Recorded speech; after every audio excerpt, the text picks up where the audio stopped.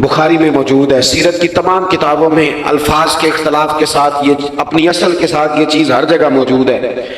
حضرت ابو سفیان رضی اللہ تعالیٰ عنہ بعد میں مسلمان ہوئے، فرماتے ہیں میں جب شاہ روم کو حضور کا خط گیا تھا نا ہرقل کو، حضور صلی اللہ علیہ وسلم نے اس سے کہا کہ کلمہ پڑھ لو، خطوط لکھے نبی کریم نے۔ اس نے کہا یہاں ڈھونڈو کوئی عرب کا سردار اگر آیا ہو تو میں ملنا چاہتا ہوں۔ ابو سفیان کہتے ہیں میں بغرض تجارت وہاں موجود تھا، مجھے لوگ پکڑ کے بادشاہ کے پاس لے گئے، میں کلمہ نہیں پڑھتا تھا۔ جب کوئی کسی کا مخالف ہوتا ہے تو اس نے کوئی کہانی بھی یاد کی ہوئی ہوتی ہے، ان لوگوں نے کہانی بھی یاد کی ہوئی تھی، معاذ اللہ جادوگر ہیں، شاعر ہیں، یہ کہانیاں بھی سناتے تھے۔ کہتے ہیں کہ مجھے وہ لے گئے، بادشاہ کے سامنے کھڑا کر دیا۔ اب بادشاہ نے سوالات پوچھے، میں کوئی حق میں نہیں تھا کہ میں حق میں باتیں کرتا، میں تو اس وقت تک کلمہ نہیں پڑھتا تھا، اور جو کفار کہتے تھے وہ ساری باتیں میں نے کرنی تھی۔ کہتے ہیں بادشاہ نے اپنے دربار میں کھڑا کر کے سوال کیے، بڑے سوال پوچھے، بڑے میں نے جواب دیے، بڑے سوال پوچھے۔ یہ بھی پوچھا کہ ماننے والے ان کے غریب ہیں کہ امیر ہیں؟ میں نے کہا نہیں، ماڑے ماڑے بندے ہیں۔ میلاد کے جلوسوں میں بھی ماڑے ماڑے بندے ہی جاتے ہیں، ماڑے ماڑے غریب لوگ ہیں۔ اس نے یہ بھی پوچھا کہ ماننے والے بڑھ رہے ہیں یا گھٹ رہے ہیں؟ میں نے سارے جواب دیے۔ او ملت کے جوانوں، خدا را میری بات سننا۔ ابو سفیان کہتے ہیں غیروں کا دربار، سوال کرنے والا بھی کلمہ نہیں پڑھتا، ابھی جواب دینے والا بھی کلمہ نہیں پڑھتا۔ اس نے مجھ سے کہا کہ آپ نے بتایا کہ آپ رشتے میں چچا ہوتے ہیں، یہ بتاؤ وہ جنہوں نے اعلان نبوت کیا ہے کیا کبھی انہوں نے جھوٹ بھی بولا ہے؟ آج لوگوں نے نام نہیں بدل دیا جھوٹ کا، کچھ نے بہانہ نام رکھ دیا جھوٹ کا، جی میں نے بہانہ کر دیا تھا۔ کچھ کہتے ہیں جی وہ تو میں نے تو بس ایسے ہی بات، وہ تو میں نے مذاق کیا تھا۔ جھوٹ کے نام نہیں بدل دیے لوگوں نے۔ ابو سفیان کہتے ہیں مجھ سے بادشاہ کھڑا کر کے پوچھنے لگا کیا کبھی انہوں نے جھوٹ بھی بولا ہے؟ ابو سفیان کہتے ہیں کہ لمحے کے لیے میرے دل میں آیا کہہ دوں کہ بولا ہے۔ پھر میں نے کہا ایک تو یہ عرب کی وفاداری کے خلاف ہے، اور دوسرا میں کہوں گا وہ جادوگر ہیں تو شاید کو ایک سیکنڈ کے لیے توجہ کرے، میں کہوں گا وہ شاعر ہیں شاید کو توجہ کرے، اور مدینے والے نے جھوٹ بولا یہ تو مانے گا ہی کوئی نہیں۔ سنو سنو، جن چیزوں کو معمولی سمجھ کے ہم نے رائج کیا وہ ہمارا وقار لے گئی، دنیا ہم پر اعتماد نہیں کرتی۔ ہم اس ملک میں بستے ہیں جہاں زلزلہ بھی آئے تو غیر ملکی امداد کرنا چاہے تو وہ کہتے ہیں حکومتوں کے ہاتھ میں نہیں دیں گے، خود جائیں گے۔ ہمارا یہ حال ہو گیا ہے کہ قوم پر اعتماد اٹھ گیا دنیا کا، ہمیں پلٹنا ہے، ہم نے دیکھنا ہے ہمارا رویہ کیا ہے، ہمارا انداز کیا۔ تھوڑی کر لیں باتیں، کوئی ضروری ہے صبح شام بولنا؟ تھوڑے کر لیں باتیں، تھوڑے دعوے کر لیں، کوئی ضروری ہے؟ سنو میرے عزیز، ابو سفیان کہتے ہیں کہ اس نے کہا کبھی جھوٹ بھی بولا ہے؟ میں سوچ میں پڑ گیا۔ بادشاہ نے پھر دوہرا کے کہا سردار چپ کر گئے ہو، میرے آخری سوال کا جواب دو، کیا کبھی اس کریم نے جھوٹ بولا ہے؟ ابو سفیان کہتے ہیں میرے ہاتھ میں چھڑی تھی، میں نے وہ زمین پر رکھی اور میں کھڑا ہو گیا۔ میں نے کہا سردار سن، وہ میرے رشتے میں بھتیجے ہیں، میری بڑی مخالفت ہے، میں نے ان کے خلاف جنگیں لڑی ہیں، کبھی وہ غالب آئے کبھی میں غالب آیا، آج تک میں لڑنا ہوں، لیکن میں ایک بات تمہیں ذمہ داری سے کہتا ہوں، میں غیر نہیں ہوں، وہ میرے بھتیجے ہیں۔ میں نے ان کو ماں کی گود میں بھی دیکھا ہے، دادا کے کندھوں پہ بھی دیکھا ہے، چچا کے گھر میں بھی دیکھا ہے، ختیجہ کا دولہا بنے بھی دیکھا ہے، زینب سے لے کر فاطمہ تک بیٹیوں کو گود میں کھیلتے بھی دیکھا ہے، میں نے انہیں بدر اور احد میں آتے بھی دیکھا ہے، میرے سامنے پیدا ہوئے اور میرے سامنے ان کے بالوں میں سفیدی آئی، مخالفت اپنی جگہ پر میں تمہیں یہ بات ذمہ داری سے بتاتا ہوں، اس محبوب کی زبان سے جو بھی نکلتا ہے حق اور سچ نکلا کرتا ہے۔ وہ اسیر دشمن کی چاہ میں بھی، مخالفوں کی نگاہ میں بھی وہ امی ہے، صادق ہے، معتبر ہے، میرا پیغمبر عظیم تر ہے، میرا پیغمبر عظیم تر ہے، میرا پیغمبر عظیم تر ہے۔ ابو سفیان کہتے ہیں میں یہ لفظ کہے تو کتنے ہی لوگ دربار میں رو پڑے، ایک سناٹا چھا گیا، کوئی صحابی نہیں وہاں، کوئی نعرہ لگانے والا نہیں، کوئی اپنا نہیں، لوگ رو پڑے۔ کہتے ہیں بادشاہ نے چادر اٹھائی کندھے پہ رکھی، کچھ دیر سوچتا رہا، پھر وہ چل دیا۔ میں نے پیچھے سے آواز دی، میں نے کہا تو نے اتنے سوال پوچھے، میں نے اتنے جواب دیے، کوئی رزلٹ بھی تو بتاؤ نا، کیا نکلا، نتیجہ کیا ہے؟ تو بادشاہ نے پلٹ کے میری طرف دیکھا، کہنے لگا سردار نتیجہ تو نکل آیا نا یار، جس بندے بندوں سے جھوٹ نہیں بولا وہ یہ جھوٹ کیوں بولے گا کہ میں اللہ کا رسول بن کے آیا؟ اس نے او میرے بھائی اپنی زندگی میں سچ لاؤ، خدا را ہمارے گھروں سے لے کر حکومت کے ایوانوں تک ضرورت سچ کی ہے، ضرورت سچ کی ہے۔ دوسری بات، اپنی زندگی میں دیانتدار ہو جائیں، چھوڑ دیں سامنے والا کیا کر رہا ہے۔ میں اپنے اس ممبر سے دیانتدار ہوں کہ نہیں، یہ میں نے اللہ کو جواب دینا ہے۔ میں نے جتنی عزت سمیٹی ہے دین کے نام پہ سمیٹی ہے، میں نے اللہ کو جواب دینا ہے۔ ہم سارا دھیان دوسروں کا رکھنے لگ گئے۔ حضرت خواجہ نصیر الدین چراغ دہلوی رحمۃ اللہ علیہ سے بادشاہ نے آ کے وظیفہ پوچھا تھا، حضرت کو وظیفہ بتائے تو خواجہ صاحب فرمانے لگے اپنا کام دیانتداری سے کر، یہی سب سے بڑا وظیفہ ہے۔ اپنی زندگی میں دیانتداری، امانت داری، آپ اس طرح کے ہو جائیں کہ آپ جس طرح آپ سمجھے نا کہ یہ حرام جانور ہے تو میرے منہ میں جائے گا تو مجھے الٹی آئے گی۔ آپ کبھی دیکھیں نا کہ حرام گوشت کوئی آپ کو بتا دے، آپ دو لقمے آپ نے کھا بھی لیے، لطف آیا، تو کسی نے کان میں کہا یہ تو ذبح ہی نہیں ہوا تھا، بیمار تھا، تو الٹی آ جاتی ہے کہ نہیں؟ بولو کیا آ جاتی ہے؟ انسان کا ذہن قبول کرتا ہے حرام کھانے کو؟ 2 کلو گوشت پہ الٹی آتی ہے تو 2 کروڑ روپے پہ کیوں نہیں آتی؟ ہمارے ایک دوست ہیں یونیورسٹی کے لیکچرار ہیں، مجھے ایک دفعہ فرمانے لگے پیر صاحب عجیب بات ہے، ایک بندے کو نا کہیں جوتا پڑا مل گیا، بڑا قیمتی تھا پر ایک پیر تھا جوتے کا۔ ہماری دیانتداری کچھ اس طرح کی ہے، ایک پیر ملا، جوتا بڑا قیمتی تھا، مہنگا تھا، تو اس نے اس کا مالک ڈھونڈنا شروع، یہ کس کا ہے، یہ کس کا ہے، یہ کہ وہ شور کر رہا ہے، لیکن تھوڑا سا آگے جا کے جوتے کا دوسرا پیر مل گیا، پر اس نے مالک ڈھونڈنا بند کر دیا۔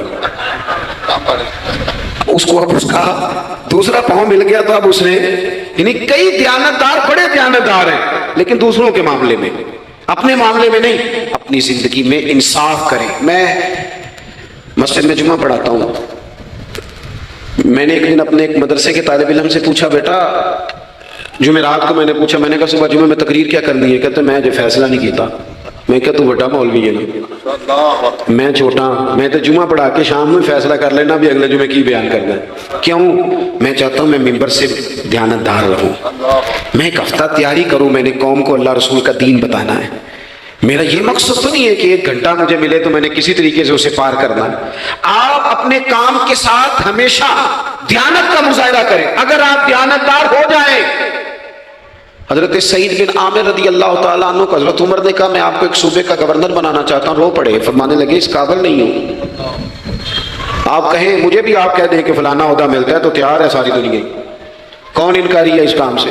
سب تیار بیٹھے، لیکن روتے تھے لوگ، کہا جناب میں کہاں کر سکتا ہوں۔ حضرت عمر نے لگا دیا حمص کا گورنر۔ کچھ مہینوں کے بعد حضرت عمر تشریف لے گئے، جا کے پوچھا کہ کیسا ہے، تو پہلے تو ایک لسٹ منگوائی حضرت عمر نے، کچھ مال آیا ہے تو مختلف صوبوں میں بانٹنا ہے، غریبوں کی لسٹ لاؤ۔ ان کے صوبے کی لسٹ آئی تو تیسرا نام گورنر صاحب کا تھا۔ وہ کہا تمہارا گورنر مسکینوں غریبوں میں؟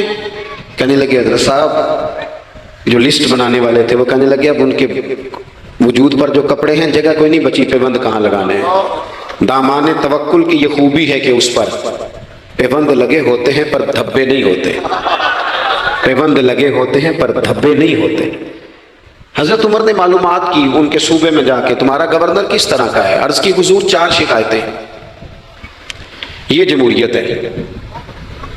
آج تو ہر سیاسی جماعت میں ڈکٹیٹرشپ ہے، آج کہاں جمہوریت ہے؟ آج تو آپ جتنے شاہ کے وفادار ہو جائیں گے اتنا اچھا عہدہ لیں گے، جتنا مرضی قابل بندہ ہو جماعت کے اندر، لیکن اگر وہ پورا تابع دار نہیں تو نظام نہیں چلتا، جتنا مرضی قابل ہو۔ حضرت سعید بن عامر رضی اللہ تعالیٰ عنہ 4 شکایتیں، عام آدمی شکایتیں کر رہے ہیں۔ حضرت عمر نے کہا کون کون سی؟ تو انہوں نے کہا جی پہلی شکایت یہ ہے کہ ہمارے گورنر، توجہ ہے میرے بھائیوں کی، انہوں نے کہا جی پہلی شکایت یہ ہے کہ گورنر صاحب صرف دن کو ملتے ہیں، انہیں رات کو بھی لوگوں سے ملنا چاہیے۔ دوسری شکایت یہ ہے کہ جب شروع میں آئے تھے تو فجر کے بعد بیٹھ جاتے تھے، مسائل سنتے تھے، اب سورج نکلنے پر اشراق چاشت کے ٹائم 8، 9، 10 بجے آتے ہیں۔ تیسری شکایت یہ ہے کہ ہفتے میں 1 دن ملتے ہی نہیں۔ چوتھی شکایت یہ ہے کہ کبھی کبھی ایسے رونے لگتے ہیں، بیٹھے بیٹھے بے ہوش ہو جاتے ہیں، تو آپ نے دیوانہ آدمی ہمیں دے دیا ہے۔ حضرت عمر فاروق رضی اللہ تعالیٰ عنہ نے حضرت سعید بن عامر کو مجمع میں پوچھا جناب آپ پبلک کے نمائندے ہیں، آپ کو سوالوں کے جواب دینے چاہیے، بتلائیے نا۔ اور یہ پبلک کے نمائندے صرف سیاستدان نہیں ہوتے، پیر صاحبان بھی ہوتے ہیں، مسجد کا خطیب بھی ہوتا ہے۔ اگر حضرت عمر سے پوچھا جا سکتا ہے کرتا کہاں سے آیا تو پیر صاحب سے بھی تو پوچھا جا سکتا ہے نا، ان کو بھی جواب دینا چاہیے، ان کو بھی بتانا چاہیے، اس لیے کہ وہی تو دعویٰ کر رہے ہیں فقر بتانے کا۔ تو حضرت عمر نے 4 سوال کہا سعید آپ کے ذمے 4 سوالوں کے جواب ہیں. تو حضرت سعید بن عامر نے گردن جھکائی, کہنے لگے پہلے ہی کہا تھا میں گورنری کے قابل نہیں. فرمایا اب تو بن گئے ہونا, جواب تو دینا ہے, حضور بتلائیے. فرمایا پہلا سوال آپ سے یہ ہے کہ یار لوگ کہتے ہیں رات کو کام پڑ جاتا ہے اور آپ ملتے نہیں. تو حضرت سعید بن عامر نے اپنی داڑھی پکڑ لی, عرض کی حضور یہ ساری سفید ہو گئی ہے, بڑھاپا ہے. دن مخلوق کے لیے رکھا ہے, رات اپنے رب کے لیے رکھی ہوئی. اگر پھر بھی کسی کو شوق ہو تو سعید بن عامر جب بھی ملے گا مسجد میں ملے گا. ساری رات بارگاہ ربوبیت کی او سنگیو, تھوڑا مسلح بھی یار مضبوط کر لو, تھوڑا سا نا. ہم نہ تھک گئے ہیں فون سن کے. بہت سارے لوگ ایسے ہیں جن کے وجود نہیں اتنی تھکے جتنے دماغ تھک گئے.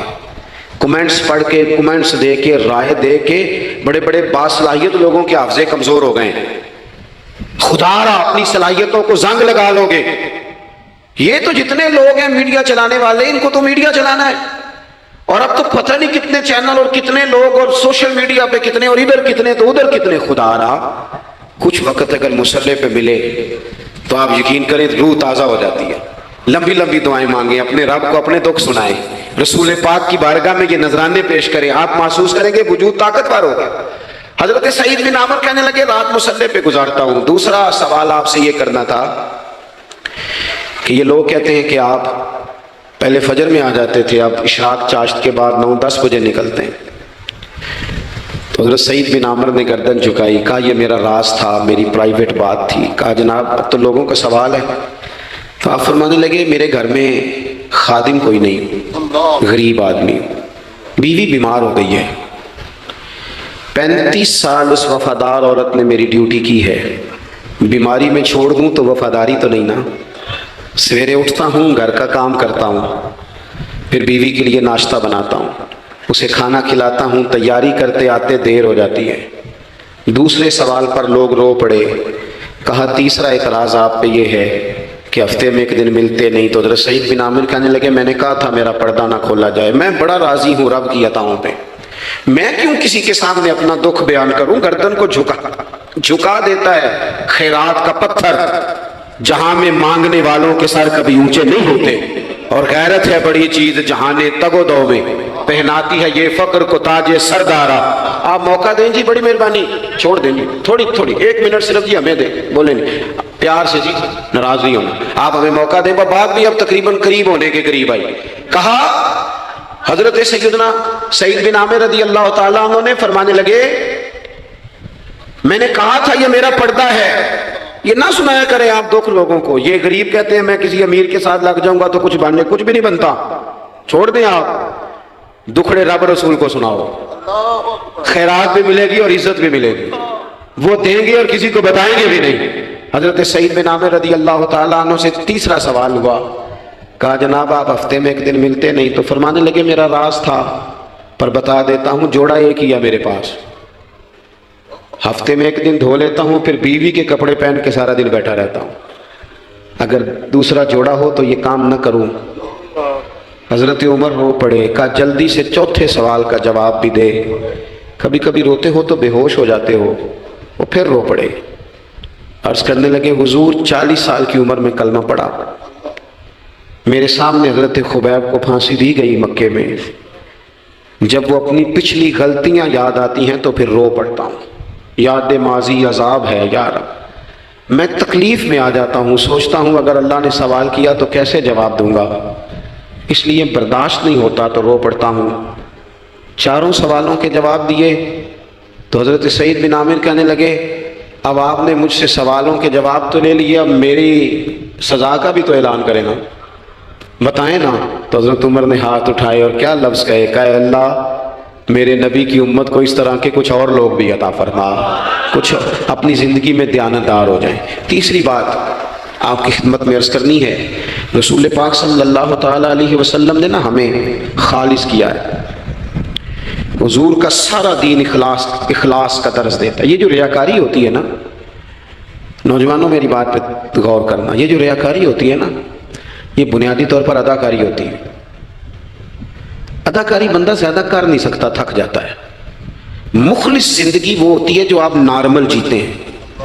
مخلص آپ ہوتے ہیں جب آپ اپنی والدہ کے پاس نہیں بیٹھے ہوتے, آپ نے جب 5 اسٹار ہوٹل میں روٹی کھانی ہے نا تو پھر آپ کو پلیٹ کے ساتھ ٹیشو پیپر بھی ساتھ رکھنا پڑتا ہے. پھر راج کے روٹی کھائی بھی نہیں جاتی.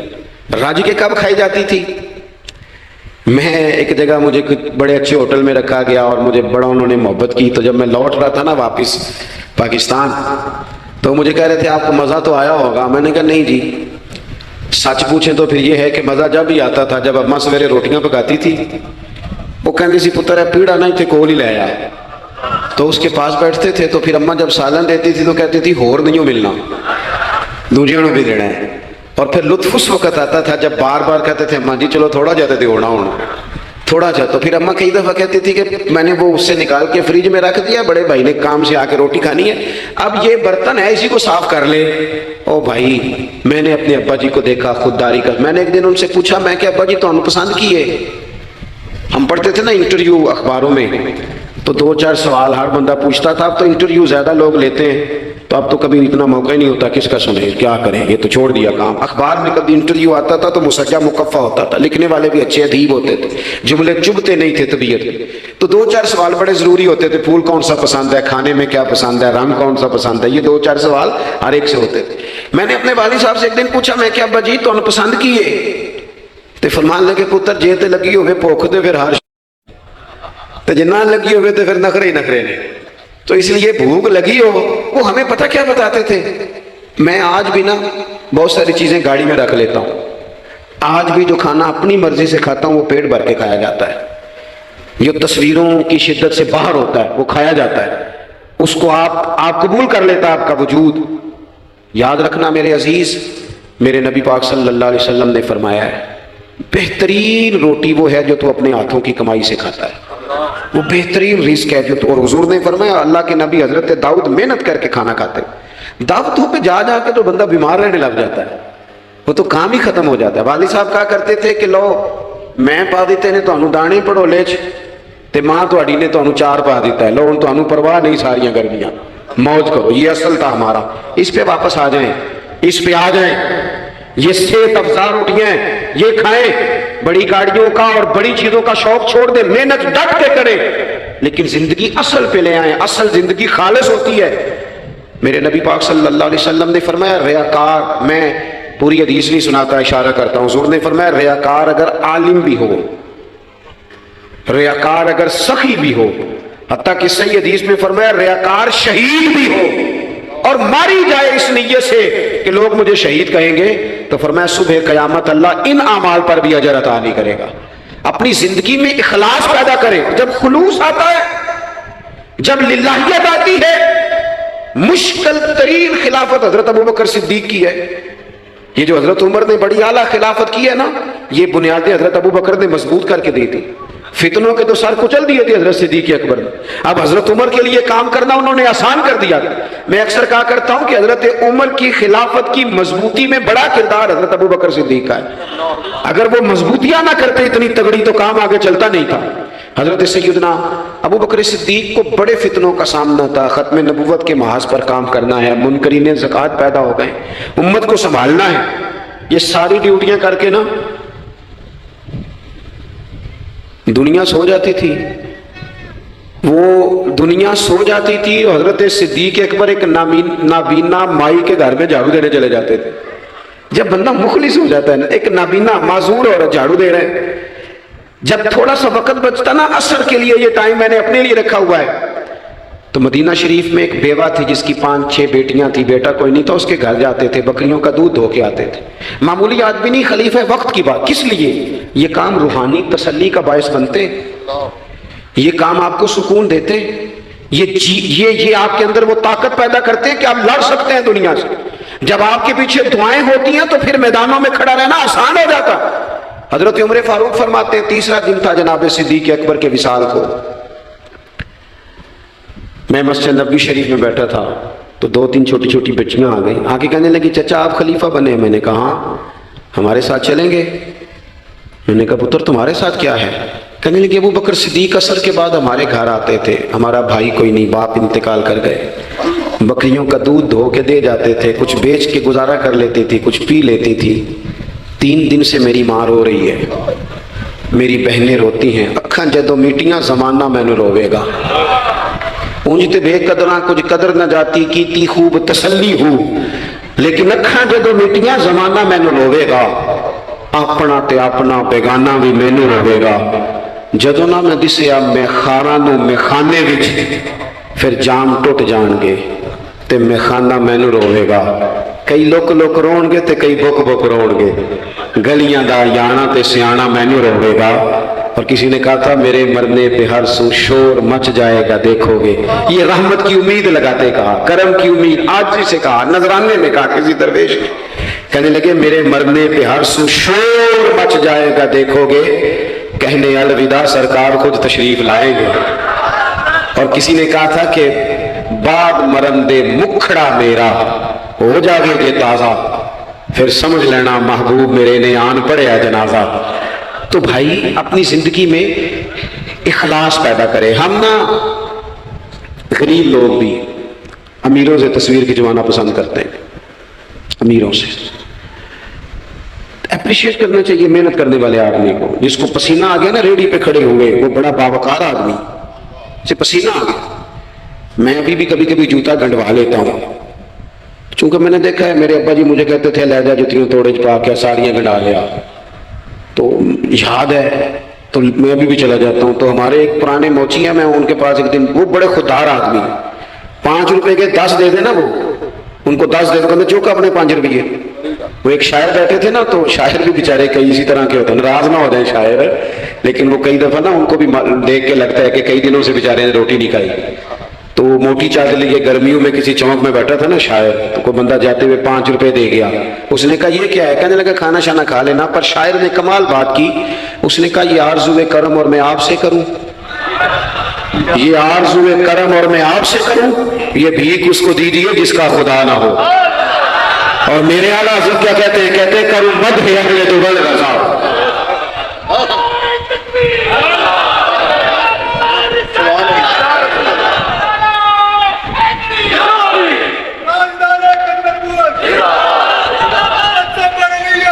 माशाअल्लाह। तो आप हज़रात मेरी बात सुनेंगे, अपनी जिंदगी में इखलास लाएं, लिल्लाहियत लाएं। चौथी बात सुने, और मैं इसी पर बात समेटने की कोशिश करूंगा। अल्लाह के रसूल सल्लल्लाहु अलैहि वसल्लम की सीरत मुबारका में जो चीज़ आपको बड़ी नजर आएगी ना, वो एहसास है। जब सीने आहिस्ता आहिस्ता सख्त होने लग जाते हैं ना, हम ना कुछ बातें सोच के अपने आप को सख्त कर लेते हैं। हमारा जब ऐसा जो नया भर्ती होता है वो खिदमत के जज्बे से आता है, वो कहते हैं मैंने सारे काम सही करने हैं। फिर उसको ना आहिस्ता आहिस्ता पता लगने लग जाता है कि कुछ लोग झूठा पर्चा भी दर्ज कराते हैं। उसे फिर आहिस्ता आहिस्ता पता लगने लग जाता है कि ये सामान इनका तो गया था 1.5 लाख का, तो इन्होंने 6 क्यों लिखवाया है। फिर वो फिर सख्त होने लग जाता है। लोगों को देख के सख्त ना हो, सख्त ना हो। फिर आपके पास बड़ी बातें, मुझे एक दफा एक साहब ने कहा आपको तकरीर पे बुलाना है, पैसे कितने लेते हैं? मैंने कहा दे दो को 1.5-2 करोड़ रुपया। कि लगे तो बहुत ज्यादा नहीं, तो मैं क्या बिकना है तो फिर बंदा चार्ज ना बिके। अब तेरा ख्याल है 25-30 हजार अपना रेट लगवा ले, इतने लो हो जाए, सानू तक हजारे की लोड़ की है, नाले की लगे शहर बमोल दे नाल असीं अपने ही बाल के सेकने। मैंने बहुत बड़ा मदरसा शुरू किया, बाहर गला नहीं लगाया। मुझे एक साहब कहने लगे खैर पे है तो हम पैसे कितों आते ने? मैं क्यों उतों जितों आते नजर नहीं आते। फाजिल बरेलवी कहते करूं मद है अहले दुबल रजा, और पड़े इस बला में मेरी बला, मैं गदा हूं अपने करीम का, मेरा दीन पा रहा है ना नहीं। और कौन देता है? देने को मुंह चाहिए, देने वाला है सच्चा। मैंने तो माजरत भी करनी थी।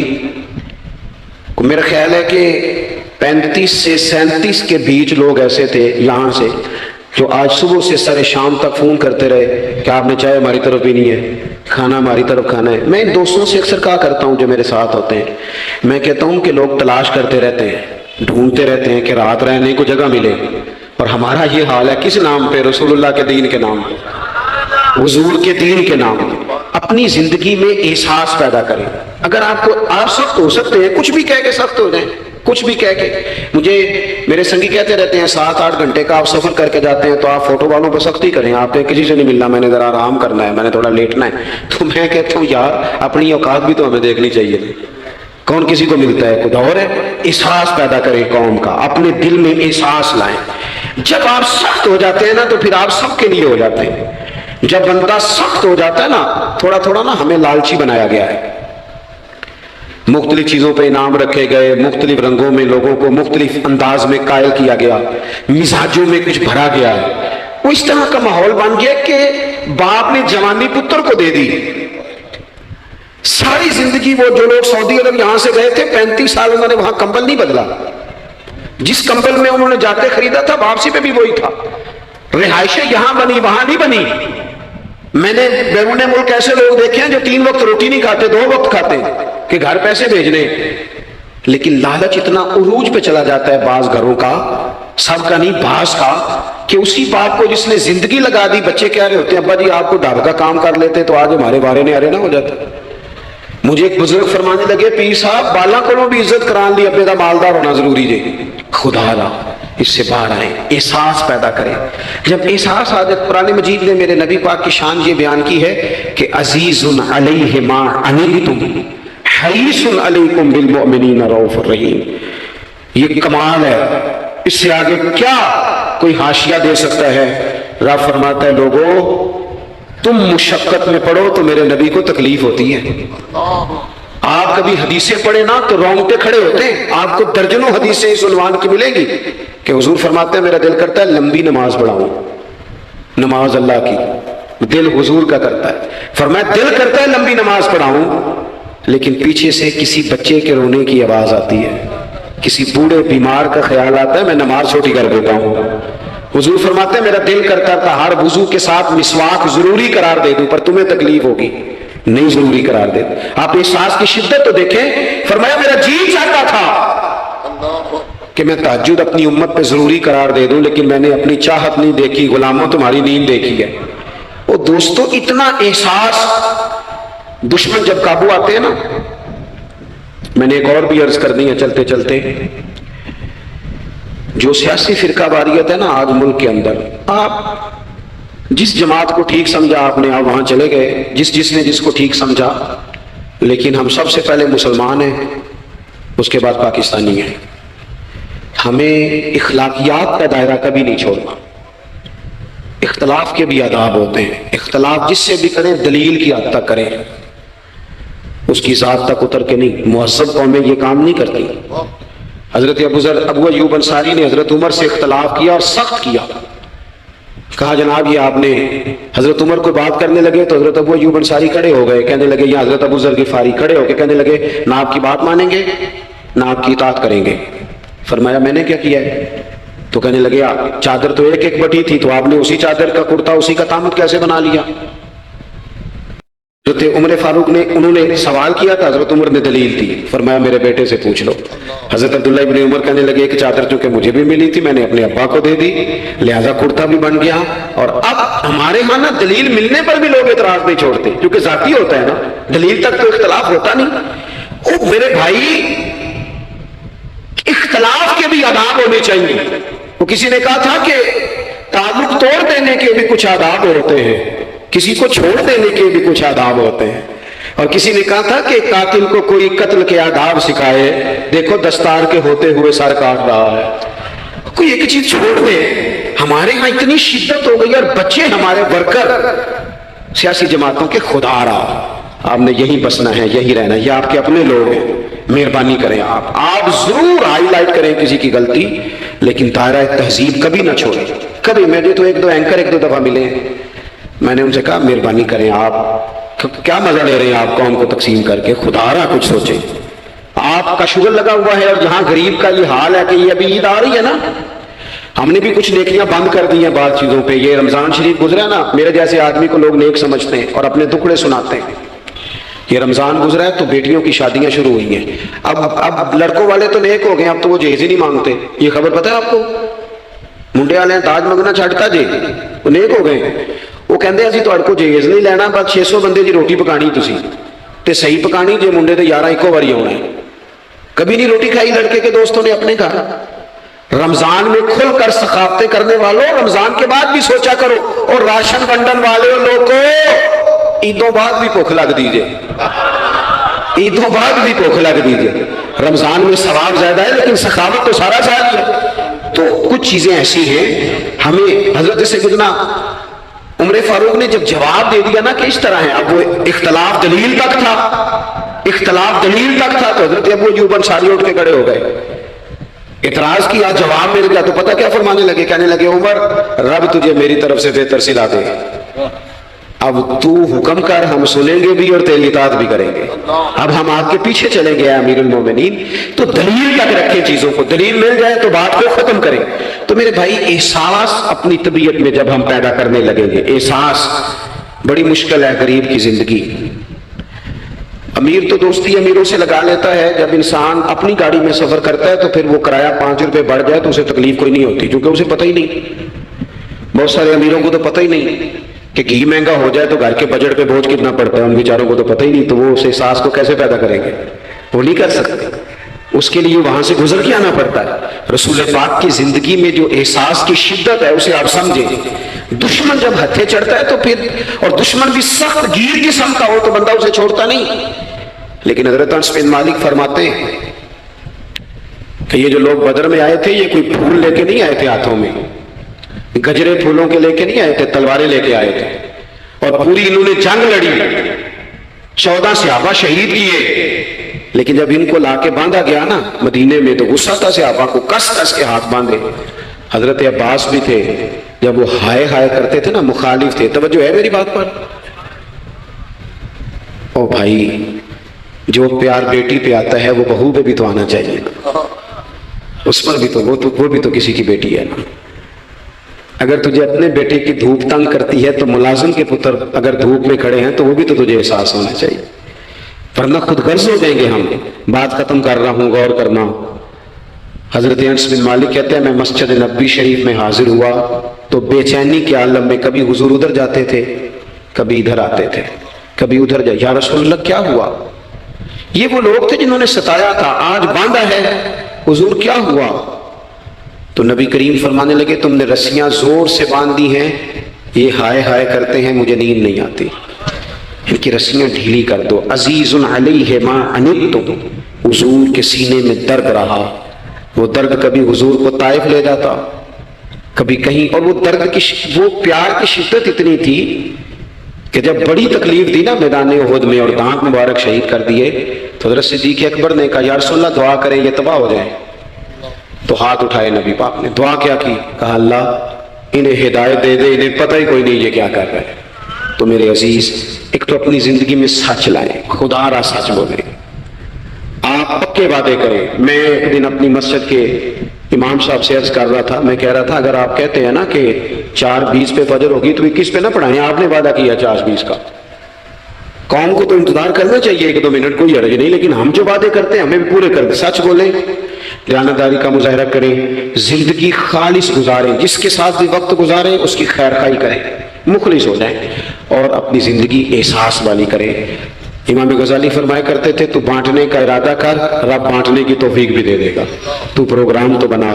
اللہ کی بارگاہ میں دعا کرتا ہوں جن احباب نے اتنا سارا پنڈال اتنی محبت اور جد و جہد سے سجایا ہے، اللہ تعالیٰ انہیں دین دنیا کی برکتیں عطا کرے، ہم سب کو دولت اخلاص عطا فرمائے۔ آخر دعوانا ان الحمدللہ رب العالمین۔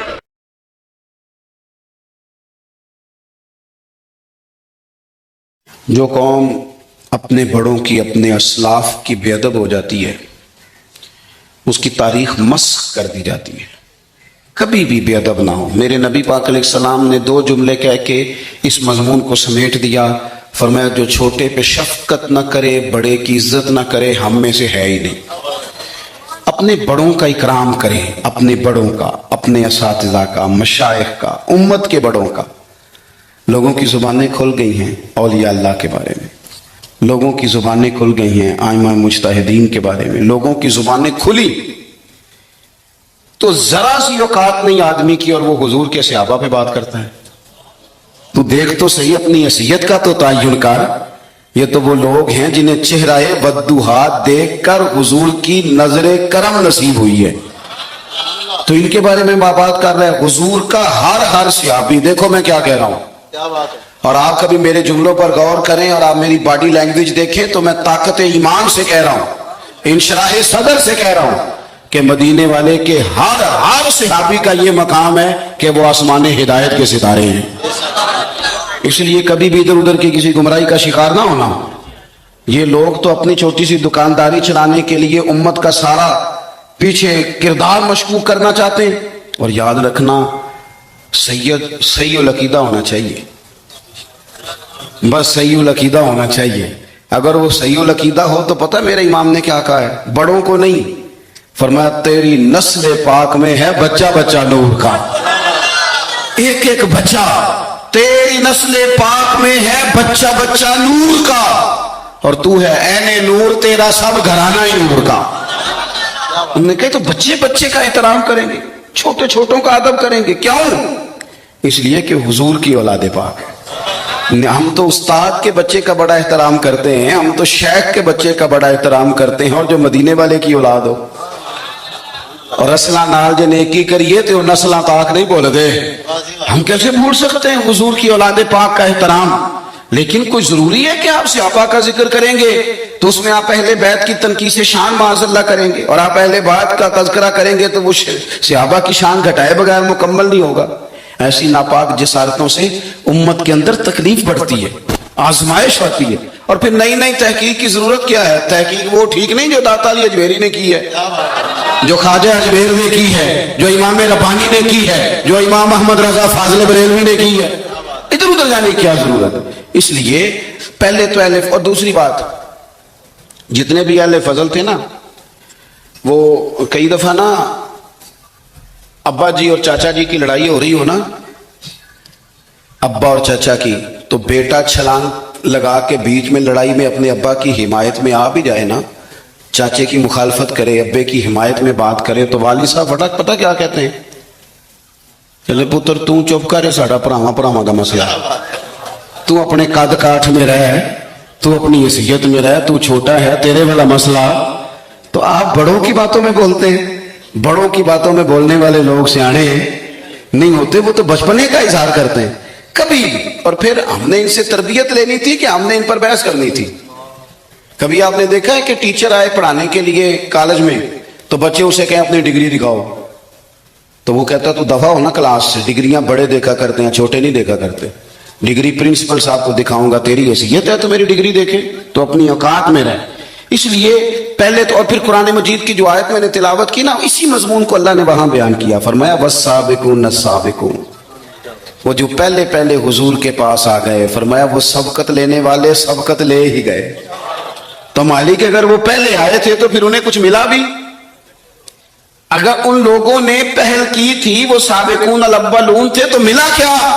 فرمایا والسابقون السابقون، سبقت لینے والے سبقت لے گئے. اولئک المقربون، یہی تو رب کی بارگاہ کے مقرب لوگ ہیں. یہ پہلے آئے ہی اس لیے تھے کہ انہیں قربت دی جانی تھی، یہ مقربین ہیں.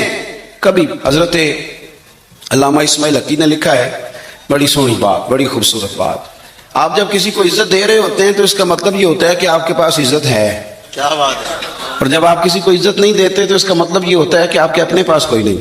کیونکہ مجھ سے کسی نے کہا 2-4 ہزار دو تو میرے پاس ہوگا تو میں دوں گا نا، اور اگر میں نہیں، میرے پاس ہے نہیں تو دینا کہاں سے ہے. علامہ اسماعیل حقی رحمۃ اللہ نے لکھا ہے کہ نبی پاک علیہ السلام تشریف فرما ہیں، حضور کے صحابہ کی ایک جماعت بارگاہ میں بیٹھی ہے. حضرت صدیق اکبر بھی حضور کے بالکل قریب بیٹھے، وہ آج بھی حضور کے قریب ہی قریب بیٹھے. تو اچانک نہ محفل میں حضرت مولا علی شیر خدا تشریف لے آئے. باقی صحابہ بھی اٹھنا چاہ رہے تھے، کوشش ہو رہی تھی، لیکن پتہ ہے سب سے پہلے جگہ کم تھی. کو بندہ ذرا سرکتا یا جگہ بناتا تو جگہ بننا تھی. باقی بھی اٹھنا چاہ رہے تھے، لیکن سب سے پہلے حضرت صدیق اکبر اٹھے. حضرت مولا علی کا بازو پکڑ کے تھام کے حضور کے قریب بٹھایا، خود ذرا تھوڑے سے پیچھے ہو کے بیٹھ گئے. اب بولا نہیں کوئی، وہاں لوگ کم باتیں کرتے تھے، وہاں لوگ بولا ہے پائے نظر ہوش میں آ، یہ کوبے نبی ہے. آنکھوں سے بھی چلنا یہاں بے ادبی ہے. لباں تے موراں لگیاں بولن دی جاج بھول گئی، اوتھے زباناں تائیں کھولن دی جاج بھول گئی. تے جا کے مدینے اتھرو میرے سوال بن گئے. حضور کی بارگاہ میں وہاں کو بندہ بات کرے، اللہ نے پہنچایا سرکار کے قدموں میں सद शुक्र मैं फिर आया सरकार के कदमों में, कुछ लम्हे सलामी को ठहरा हूं मवाजा पर, फिर मुझको अदब लाया, फिर मुझको अदब लाया सरकार के कदमों में। तो हजरत कोई किसी ने गुफ्तगू नहीं की, हजरत सिद्दीक अकबर ने बाजू थामा और ला करके ना हजरत मौला अली को हुजूर के करीब बिठाया और खुद साइड पे जाके बैठ गए, कोई बोला नहीं, बात नहीं की। तब हम तो बातें ज्यादा करते हैं ना, जाके साइड पे बैठ गए।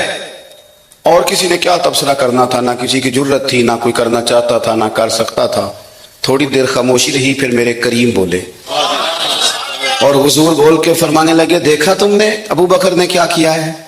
और फिर हुजूर फरमाने लगे, इज्जत वाला ही किसी की इज्जत को पहचान सकता है, फजल वाले ही अहले फजल को पहचाना करते हैं। मैं जिम्मेदारी से कहता हूं कि मौला अली की शान को अगर समझ सकते हैं तो अबू बकर सिद्दीक समझ सकते हैं, और हजरत सिद्दीक के अकबर का मकाम अगर कोई जान सकता है तो मौला अली ही जान सकते हैं। सादात किराम सरों का ताज होते हैं, बात सादात की बात बड़ी याद रह जाती है। मैंने डायरेक्ट तो नहीं सुना, मैंने अपने बुजुर्गों से सुना। खतीबुल इस्लाम हजरत पीर सैयद फैजुल हसन शाह साहब आलो महार शरीफ वाले, हजरत शाह साहब ने ज़ियारत की होगी तो हमने जी बार बार की फरमा रहे हैं। तो शाह साहब सैयद थे, बहुत बड़ा खानदान था, उनके दादा को चरागे हिंद कहा जाता था। हजरत पीर चंदन शाह बड़े लोगों में से, अकाबरीन में से। सिलसिला नक्शबंदिया से उनका सिलसिला तरीकत था, चूरा शरीफ से। तो बड़ी बातें समझा के, इस मौजू पर बड़ी बातें करके एक बुजुर्ग फरमाने लगे, एक तकरीर में उन्होंने बात की तो मैं कई रातें रोता रहा कि यार इस तरह भी होता है। कहते वो तकरीर करते करते करते करते करते करते बोले, और उनका अंदाज था, लहजा था, रोब था, दबदबा था, तनतना था। अपनी बात को समेटते हुए कहने लगे, चलो मैंने दलाइल तुम्हें दे दिए, अकली नकली बातें तुम तक पहुंचा दी, अब मेरी जाती बात भी सुनो। कहने लगे, मैं सैयद हूं, पुत्र हूं मौला अली का, पर मैं मुरीद हूं अबू बकर सिद्दीक का। मैं सैयदना अबू बकर सिद्दीक का मुरीद हूं।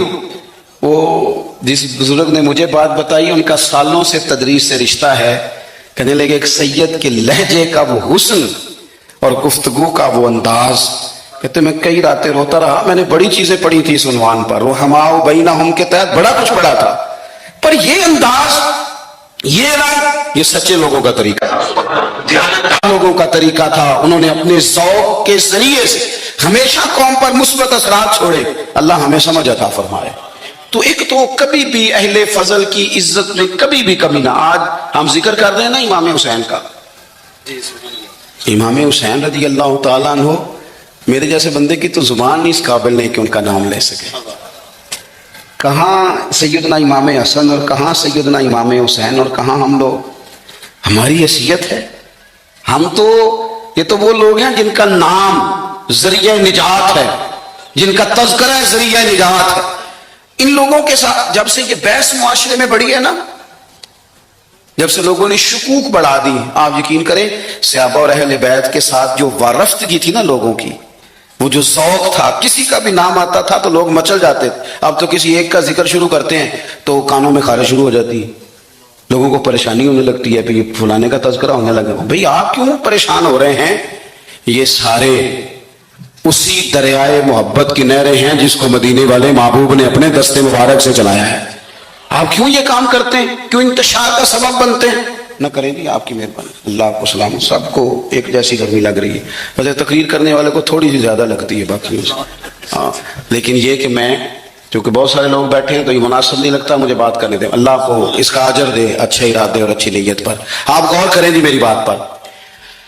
हजरत इमाम हुसैन रज़ी अल्लाह तआला, ये हुजूर की औलाद पाक है। पैरों को ना थोड़ी मिट्टी लग गई, उम्र जवानी की थी, दाढ़ी मुबारक सारी स्याह थी, काली थी। हजरत अबू हुरैरा इनसे सालों बड़े थे, अमीरुल मोमिनीन फिल हदीस। हजरत अबू हुरैरा ने देखा कि इमाम हुसैन के मुकद्दस कदमों को मिट्टी लग गई। किसी से भी कहा जा सकता था जरा इमाम साहब की तवज्जो कराना, ये जरा मिट्टी उतार देना, लेकिन हजरत अबू हुरैरा झट से उठे, अपनी पगड़ी खोली, उसका पल्लू लिया और हजरत इमाम हुसैन के पैरों से मिट्टी साफ करनी शुरू कर दी। क्यों?